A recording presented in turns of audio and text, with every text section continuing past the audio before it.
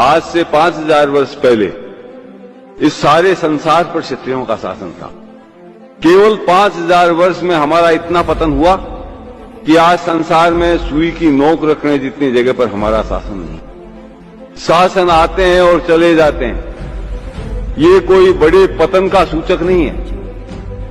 लेकिन आज से 5000 वर्ष पहले तक इस संसार के सर्वश्रेष्ठ ज्ञानी, इस संसार के सर्वश्रेष्ठ तपस्वी, इस संसार के सर्वश्रेष्ठ योद्धा, वीर, सूरवीर हमारे समाज में थे। आज न हमारे पास शौर्य है, न पराक्रम है, न ज्ञान है, न तपस्या है। आज 15 मिनट खड़े रहने में 5-7 सूरवीर धराशायी हो जाते। ये हमारी शारीरिक स्थिति। मानसिक स्थिति ये है कि हमारे को कोई कितना ही कहता रहे, हमारे दिमाग के अंदर अच्छी बात घुसती है। हमको इन पतन और पराभव के कारणों को ढूंढना पड़ेगा।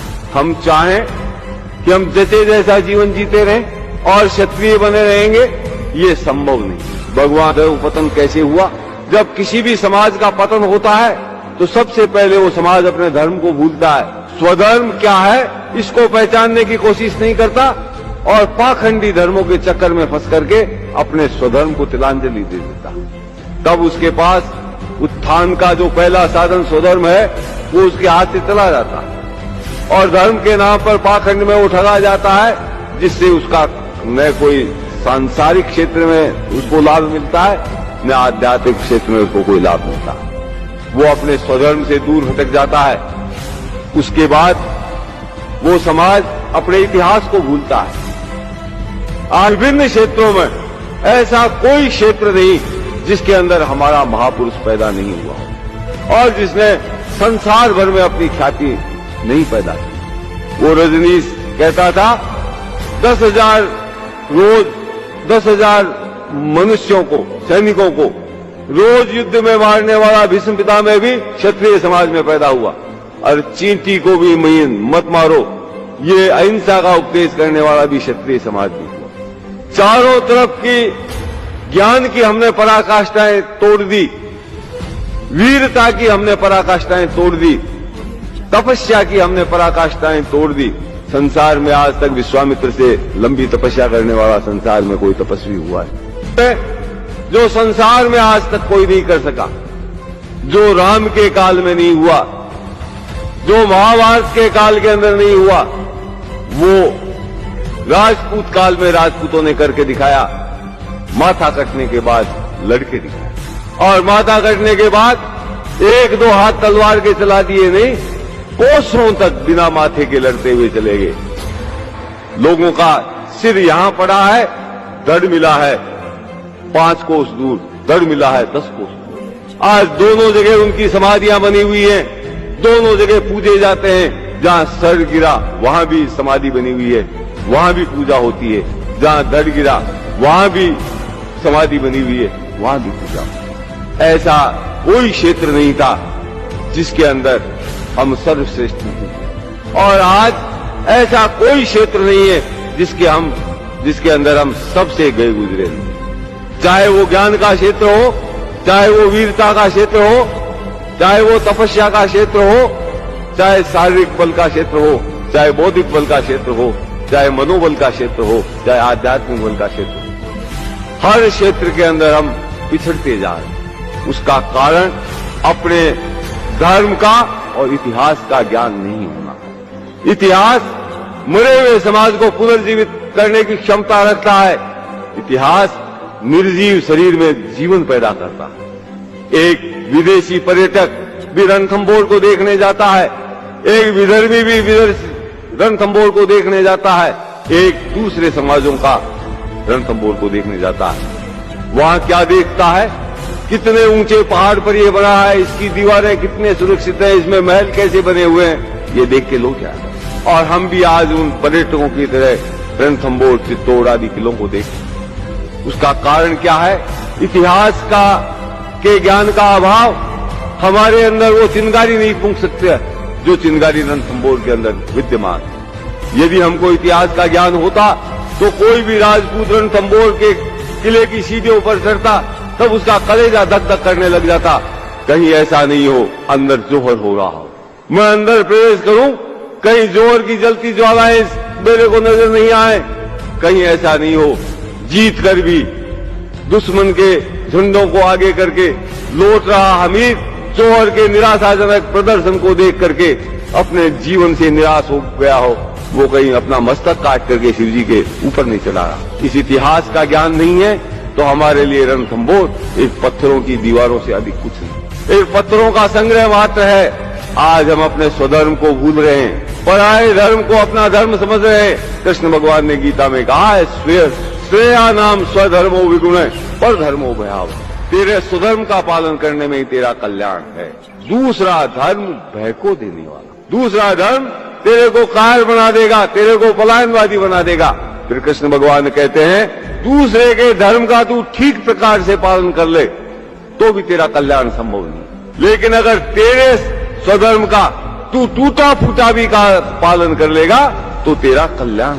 आज उस स्वधर्म को जानने और सीखने की चेष्टा हमारे समाज में नहीं, अपने स्वधर्म को अपनाने की चेष्टा नहीं करेंगे, हमारे अंदर जीवनी शक्ति नहीं आ सकती। जब तक अपने इतिहास का ज्ञान नहीं करेंगे, हमारे अंदर प्राण शक्ति का विकास नहीं हो सकता। और पराभव का अंतिम सोपान है संस्कार, सांस्कृतिक पराभव, अपनी संस्कृति को भूल जाना। आज भी हर दिन हमारा बोल चाल, रीति रिवाज, खान पान, रहन सहन सब दूषित होता है। इस पूंजीवादी सभ्यता और पूंजीवादी संस्कृति यानी विदेशी सभ्यता और विदेशी संस्कृति यानी ईसाइयत की सभ्यता और ईसाइयों की संस्कृति का प्रचार आज इस देश के अंदर चैत्र शुक्ला प्रतिपदा को कोई नया वर्ष नहीं मनाता। 1 जनवरी को ये धर्म के ठेकेदार बने हुए शुभकामनाएं देते हैं, नए साल की शराब पी के नाचते हैं। शहरों में जाकर के देखो, ये सारे पी करके होटलों में नाचते हैं। और अपने स्वधर्म को सीखना पड़ेगा। सिखाएगा कौन? उपनिषदों में लिखा है, क्षत्रियों ने अपना ज्ञान कभी किसी को नहीं दिया, इसीलिए उन्होंने करोड़ों वर्ष तक इस सृष्टि पर शासन किया। हमारे धर्म का कोई ग्रंथ नहीं है जिससे हम ये सीख ले कि ऐसा शास्त्र धर्म हमको, जो हमारे श्रेष्ठतम ग्रंथ हैं उपनिषद, वाल्मीकि रामायण, महाभारत, गीता आदि के अंदर सर खपा करके ये ढूंढना पड़ेगा कि हमारे पूर्वज किस रास्ते पर चल करके इतने महान बने। उस रास्ते को हम स्वयं ढूंढें, उस रास्ते पर अग्रसर हों, तब हमारा उत्थान संभव है। लेकिन आज राजपूतों के गांवों की, राजपूतों के परिवारों की और राजपूत नवयुवकों की सबकी मानसिकता यह है, पेट कैसे भराए। पेट भरना कोई समस्या नहीं, कुत्ता भी अपना पेट भरता है। किसी को भूखे मरते सुना क्या आपने? कुत्ता फला जगह भूखा मरता। पेट की आग में इतनी क्षमता है कि वो आदमी को दौड़ा करके अपना पेट अपने आप भर ले। मनुष्य में और पशु में अगर कोई अंतर है, पशु भी पेट भरता है, बच्चे बच्ची पैदा करता है, और मनुष्य भी ये काम करता है। जब तक यहां तक मनुष्य सीमित है, पशु में और उसमें कोई अंतर नहीं। मनुष्य की विशेषता उसके स्वधर्म का ज्ञान है। वो अपने स्वधर्म का ज्ञान अर्जित करके उसके रास्ते पर चलता है, सह उद्देश्य जीवन जीता है, अपने स्वधर्म का पालन करने के लिए जिंदा रहता है, तब वो मनुष्य है, तभी वो क्षत्रिय है।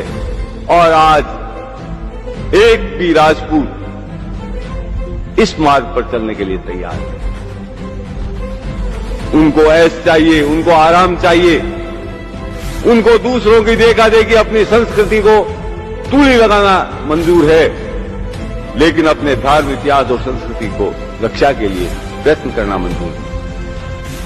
आज हम धर्म खो चुके हैं, इतिहास को हमने गंवा दिया है। झूठे इतिहास को हम पढ़ करके हमारा इतिहास मान रहे हैं, अपने मुंह से अपने महापुरुषों को कलंकित कर रहे हैं। और अब आजादी के बाद हमने अपना जनाजा निकालने की तैयारी कर ली। आजादी के बाद हमारा जितना सांस्कृतिक पतन हुआ है, उतना पिछले 5000 वर्ष में, जितना पतन हमने पिछले 50 वर्ष में।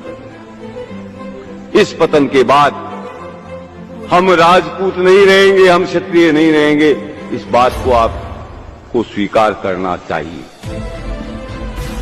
और नहीं स्वीकार करेंगे तो भी आप राजपूत नहीं हैं। स्वीकार करेंगे तो प्रयत्न करेंगे क्षत्रिय बने रहने के लिए, राजपूत बने रहने के लिए, और तब हो सकता है हमारा ये डूबता हुआ समाज डूबने से बच सकता है।